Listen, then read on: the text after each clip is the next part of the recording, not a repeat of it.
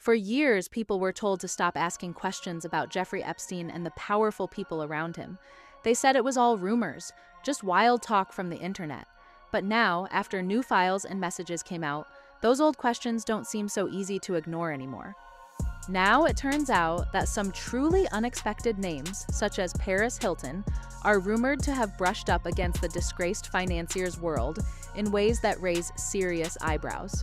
According to investigators who reviewed Epstein's records, his inner circle was a tight group that spoke in strange code, used odd phrases, and acted in ways that didn't make sense on the surface. Words like pizza, pasta, and especially jerky appeared over and over again in emails, not as food plans, but in ways that felt off. Even lawmakers who saw unedited files said the language was disturbing and confusing. There was also a lot of language that appears to be coded regarding food. I wanted to let you know the crew really appreciate the pizza. Another email read, "This is better than a Chinese cookie. See attached. Let's go for pizza and grape soda again. This one stands out. You mean radiating a soft glow with the look of bliss and excitement? Yeah, that's the pizza." One Congresswoman, Anna Paulina Luna, confirmed that these emails included coded phrases and descriptions involving minors. She openly said that the way these words were used was not normal, and that jerky in particular didn't sound like food at all when read in context. A forensic expert would later come out to say that these were likely euphemisms for something much, much worse. Now, it seems some big names from that glittering early 2000s era are tied into the story through rumors, photos, and associations, one of the biggest of which is Paris Hilton. For years, she was known as the ultimate it girl, the blonde heiress partying through New York and Los Angeles, starring in The Simple Life, dominating tabloids, and living what looked like the ultimate glamorous life. But according to insiders and whistleblowers featured in the 2020 docuseries Surviving Jeffrey Epstein, her name appears far closer to Epstein's world than many expected at first glance. Composer Christopher Mason alleged in the docuseries that Ghislaine Maxwell spotted a young Paris Hilton, then around 19 years old, at a party in New York during Fashion Week. Maxwell was reportedly scouring for younger girls to go on dates with Epstein. According to Mason, when she saw Paris, she said something along the lines of, "Oh my God, who's that?" And then, "God, she'd be perfect for Jeffrey. Could you introduce us?" A photo from that exact period shows Paris, Ghislaine Maxwell, and Donald Trump together at an event, which has only fueled more discussion online. Paris Hilton has since addressed these claims directly and firmly. In a recent interview with The Times in late 2025, she said she doesn't even remember ever meeting Ghislaine Maxwell. She called herself such a good clickbait name, suggesting her fame makes her an easy target for these kinds of stories. She has pushed back, stating she has no recollection of any alleged recruitment attempt, and emphasizing that she was far too busy living her own wild life at the time to be involved in anything like that. This is where people started looking back at old warnings and the chaotic celebrity scene of the early 2000s. Paris herself has spoken openly in recent years about her own traumatic experiences as a young star. In her 2020 documentary, This Is Paris, and in congressional testimony, she detailed horrific abuse she endured in so-called troubled teen facilities. She described being taken from her bed in the middle of the night, force-fed medication, mistreated by staff, and violently restrained. At the time these stories first emerged, many brushed them off as exaggerated party girl drama or the price of fame. Now, in light of everything we know about Epstein's network and how predators circled vulnerable or high-profile young people, some viewers are revisiting her accounts with new eyes.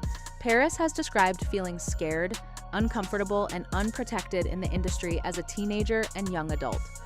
Her later advocacy work, pushing for the Stop Institutional Child Abuse Act and sharing her story to prevent others from suffering, is seen by supporters as a form of warning and healing.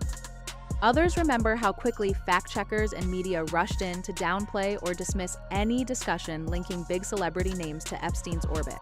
Online investigators point out that Paris moved in the highest elite circles: fashion weeks, exclusive parties, connections to powerful figures in modeling, music, and business.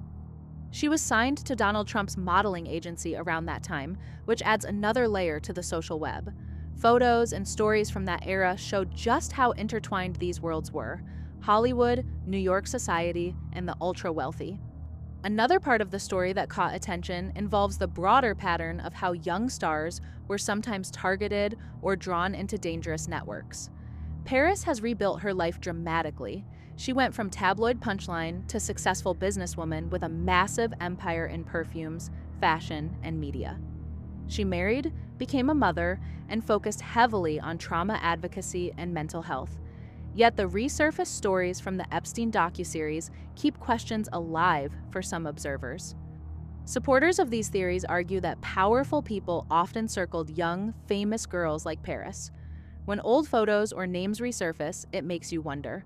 On one side, there are serious documented crimes tied directly to Epstein. On the other side, there's a storm of online claims, extreme theories, and viral clips that mix fact with speculation. And in the middle of it all are familiar faces from Hollywood and high society. Paris's story stands out because of how public her trauma has become and how she turned pain into purpose. She has spoken about nightmares that lasted for years and the strength it took to break her silence. But what really brought everything back into the spotlight recently was something that shocked many: Epstein's last voicemail. In this leaked audio that surfaced online, Paris can be heard in an emotional, raw conversation that many interpret as exposing deeper connections within Epstein's circle. Her voice cracks as she references past events, powerful names, and moments from her early 2000s life that suddenly take on new meaning in light of the Epstein files. The voicemail, which many are calling his last voicemail before he died, has gone viral because it seems to hint at things Paris witnessed or experienced, but never fully named before. In it, she sounds scared, reflective, and protective, almost as if she's finally letting pieces of the puzzle slip out. Whether it was meant to be private or not, this audio has reignited the entire discussion around her alleged connections to Epstein's world. The truth we're looking for seems to be buried somewhere between confirmed facts, personal denials, internet speculation, documented crimes by Epstein and Maxwell, and the real pain from survivors like Paris, who say they were mistreated in elite circles. Paris has transformed her image from party heiress to empowered survivor and advocate. Her journey highlights both the darkness that can hide in glamorous worlds and the strength it takes to speak out later. So when you hear that Epstein's last voicemail exposed Paris's connections with him, you understand why so many people can't stop talking about it. Whether it's coded emails, old photos, survivor testimony, or that final voicemail, the questions keep growing. What do you think the truth is? Let us know in the comments below.